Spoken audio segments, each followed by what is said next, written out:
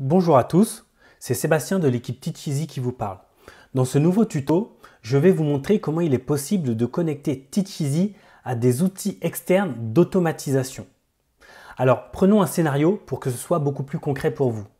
Vous pouvez faire en sorte, à l'inscription d'un de vos apprenants, que automatiquement une information soit envoyée à votre outil d'automatisation et que derrière vous ayez des scénarios qui sont préparés en avance et qui vous permettent par exemple de lui générer automatiquement une facture ou alors de lui envoyer immédiatement un email. D'accord? Donc ça c'est un premier scénario et je pourrais prendre comme deuxième scénario la fin de la formation d'un de vos apprenants. Une fois qu'il termine toutes ses leçons et que sa formation est considérée comme terminée, vous pouvez très bien faire en sorte, avec encore une fois cet outil d'automatisation, de générer automatiquement une attestation de fin de formation et que cette attestation soit envoyée via email à votre apprenant. Alors ces scénarios-là sont tout à fait possibles, notamment grâce à Teach Easy qui va vous permettre de connecter des applications comme Zapier ou alors comme Integromat pour que vous puissiez mettre en place toutes vos procédures comme vous le souhaitez.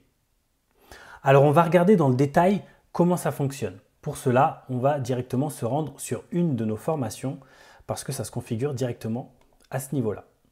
Donc je vais sur ma formation et en l'occurrence je vais sur l'onglet paramètres. Je descends et donc là j'ai une nouvelle section qui est configurer vos webhooks avec Zapier, Integromat ou n'importe quel service qui finalement vous permet d'appeler des webhooks. Alors pour l'exemple, moi je vais directement utiliser Zapier, donc je vais faire en sorte que lorsqu'un apprenant s'inscrit, Zapier, donc l'outil d'automatisation, soit automatiquement appelé et que derrière je puisse automatiser certaines choses. Et en l'occurrence, moi je vais juste automatiser d'ajouter ce nouvel apprenant dans un Google Sheets. Alors pour ce faire, je vais devoir me rendre sur Zapier.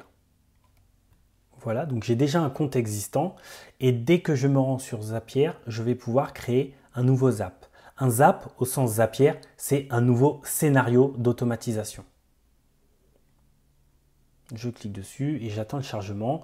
Et donc là, je vais devoir choisir quel est finalement le point de départ, d'accord, le trigger de mon Zap. Donc à cet endroit-là, vous allez devoir choisir Webhook by Zapier. Donc à noter que c'est un type de trigger qui n'est accessible que aux possesseurs du compte premium de Zapier. Donc je clique dessus et donc il va me demander quel est l'événement de trigger. On va choisir Catch Hook, celui du milieu. Voilà, et je clique sur Continuer. Et à cet endroit-là, je vais me rendre compte que Zapier me fournit une URL de webhook et c'est exactement cette URL que je vais devoir copier et insérer dans Teach Easy. Alors je le copie, je me rends à nouveau dans Teach Easy et je vais renseigner cette URL ici, puisque moi j'ai choisi d'appeler Zapier pour ce premier scénario de test, en tout cas au moment de l'inscription d'un apprenant. Bien penser à mettre à jour pour que les modifications soient prises en compte.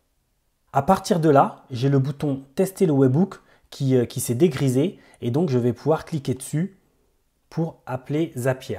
Alors, deux scénarios, soit ça fonctionne bien et donc vous voyez comme moi que le test de l'envoi a bien fonctionné, a réussi, soit il y a une erreur et dans ce cas-là, vous êtes notifié que nous n'avons pas réussi à appeler le webhook que vous nous avez fourni et dans ce cas-là, il y a soit vous avez mal copié le lien ou alors il y a un souci qu'il faut aller creuser.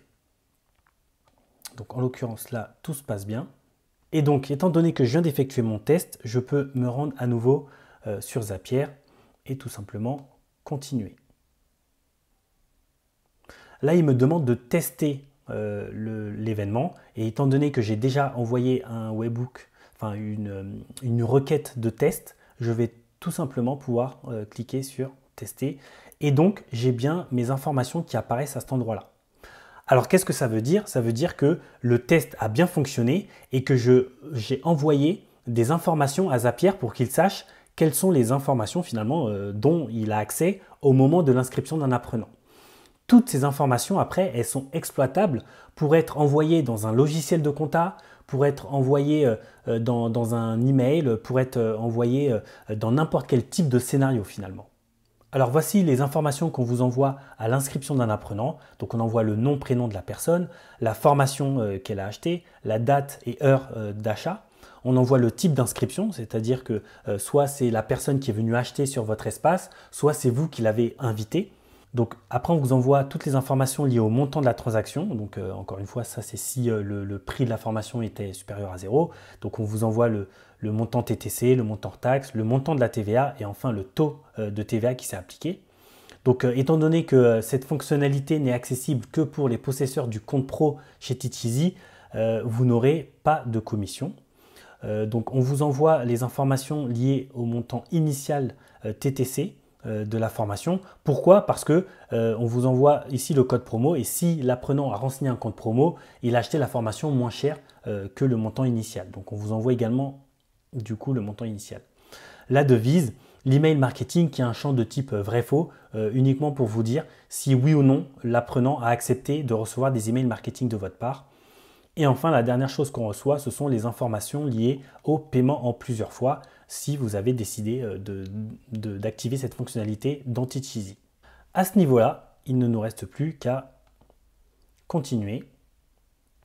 Et donc, toute la première partie, c'est-à-dire la connexion entre Teacheasy et Zapier, est finalisée. Tout est bon. À partir de là, chacun d'entre vous allez mettre en place le scénario que vous souhaitez. Donc, ils vous mettent par défaut certaines applications qui peuvent être intéressantes d'utiliser. Donc, Gmail, d'aller ajouter un événement dans le calendar ou que sais-je. Nous, pour l'exemple, on va directement créer un élément dans un Google Sheets. Donc je vais cliquer dessus. Et là, je vais devoir renseigner les informations de connexion à mon compte Google pour qu'il puisse accéder à mon Google Sheets et les informations que je souhaite renseigner dans ce fameux document. Pour cela, je choisis l'action. Donc simplement ajouter une ligne dans mon document et je continue. Et là, je vais devoir choisir le compte Google que je souhaite utiliser. Et ensuite, je choisis les informations du document que je veux renseigner après l'inscription d'un apprenant. Donc ça va se trouver sur mon Drive. Je vais prendre le document qui s'appelle Test Zapier. Il y a un nouveau champ qui est apparu, c'est mon header, où je vais pouvoir, dans le cas en tout cas du Excel, mettre les informations que je souhaite renseigner. Donc par exemple, je vais prendre le nom de l'apprenant, mettre un point virgule et le nom de la formation par exemple. Voilà, je continue. Je peux retester l'action. Cette fois, je vois bien qu'il va mettre le nom apprenant et le nom de la formation. Et donc, je peux activer mon Zap. Voilà, c'est tout ce qu'il y a à faire concernant la configuration si vous souhaitez utiliser Zapier. Maintenant, ce qui peut être intéressant, c'est d'aller simuler une vraie inscription d'un apprenant pour pouvoir regarder au niveau de Zapier ce qui se passe. Donc pour cela, je vais me rendre sur mon espace, je vais aller acheter la formation, enfin acheter un bien grand mot étant donné qu'elle est gratuite, donc je vais tout simplement l'acquérir en renseignant mon adresse email.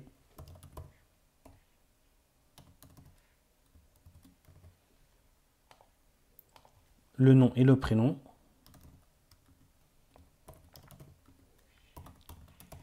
Un mot de passe. Donc, lorsque là, vous voyez écrit traitement en cours, sachez qu'en arrière-plan, il y a justement Zapier qui a appelé pour lui notifier qu'un nouvel apprenant a acheté la formation. À partir de là, je peux me rendre sur Zapier, aller dans Go to My Zaps. Donc, je n'ai qu'un Zap, c'est celui que je viens de créer. Je clique dessus. Au passage, je peux lui changer de nom, inscription apprenant, histoire que je puisse identifier plus facilement le Zap. Et derrière, sur la droite, j'ai Zap History, donc je vais cliquer dessus. Et donc je vois bien que j'ai eu l'inscription d'un apprenant. Je clique dessus. Et voilà, donc j'ai envoyé toutes ces informations-là à Zapier. Donc Zap, test, il a acheté la formation déblocage progressif à telle date, etc. Tous les montants sont à 0 parce que la formation était gratuite et il a accepté les emails marketing. Et donc, toutes les infos qui ont été envoyées ici à Zapier ont bien été transférés sur mon Google Sheets, puisque c'était ça l'objet de mon Zap, donc c'était ça le scénario que je voulais mettre en place. Donc si on regarde au niveau du document, voilà, donc j'ai bien mon test avec déblocage progressif sur Teacheasy qui a été mis dans le document test Zapier. Voilà, c'est tout pour moi. Donc on se retrouve très rapidement pour de nouveaux tutos sur l'utilisation de Teacheasy, le LMS 100% français.